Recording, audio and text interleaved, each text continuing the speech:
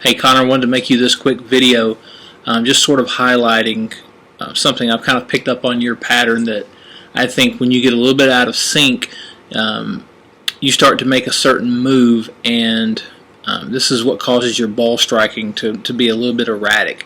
As you know, you tend to get a little bit too rotary, and I kind of want to isolate for you why that occurs. If you look at this swing on the right here, that was from your session when you were here in Vegas. I'm just going to play it through for you so you can kind of see what this motion looked like.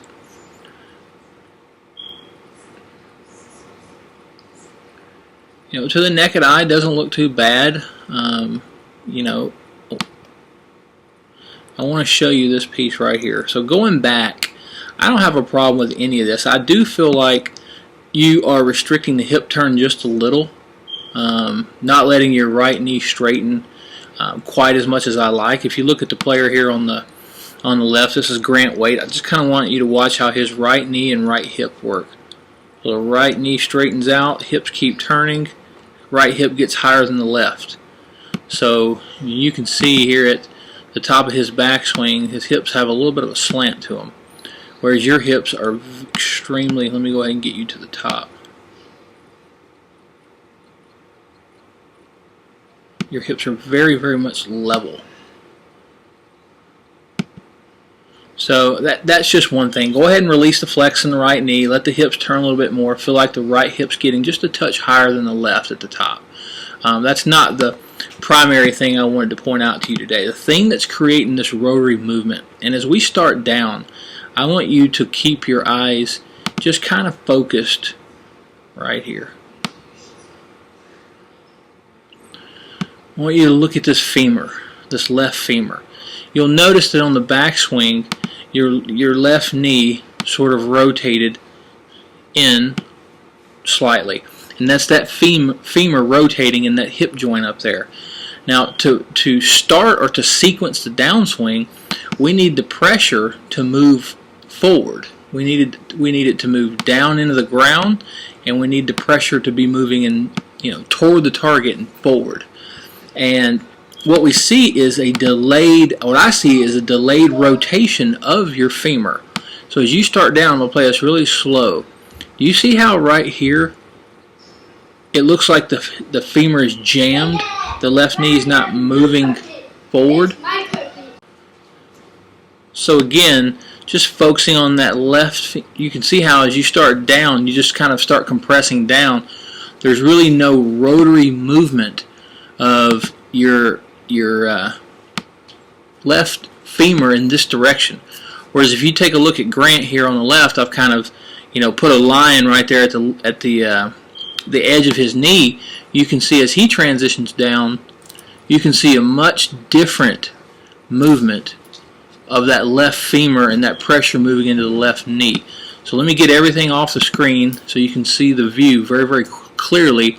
And let's just kind of use a reference point from the top, note the left knee, and let's look at the difference between where the left knee is at the top of the backswing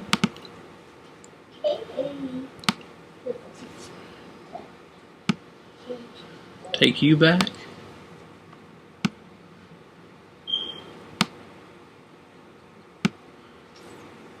And watch from there to the left arm parallel to the ground. We'll stop it there.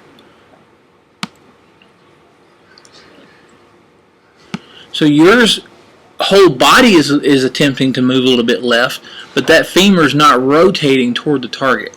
And because of that, you'll see here as I continue the frame, the left knee is just not moving away. From right here, we want the distance between the knees to actually increase. So if we just kind of put a line there showing that distance, we want that distance to expand. We want the knees to get away from each other, but you can see yours don't. I mean, they pretty much move together because that left knee is not externally rotating, or that femur is not rotating away. And what happens there is that causes your left knee to straighten too soon, and it causes your hips to get very, very rotary. And I want you to pay close attention to your left hip right here.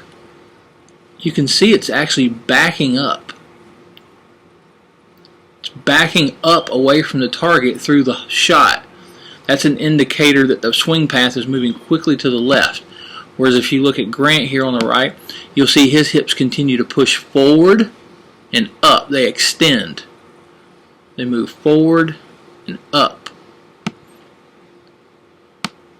Whereas yours back up. And just to kind of see, put a line on there. Let's just say your hip is right there. Look how they're backing up away from that. Whereas with Grant, you know, I'd say his hip is right there. He continues to push up and forward. Okay, so I want you to get out there and practice this. Focus on the left knee. Focus on that left femur rotating away from the right, from the top. So from right here, again, I'm going to make two different lines. There's the width. By the time the left arm reaches parallel to the ground, here, I want to see that distance again increase. And it's clearly not in this picture. So that's when you'll know you're doing it correct. Give me a call if you have any questions.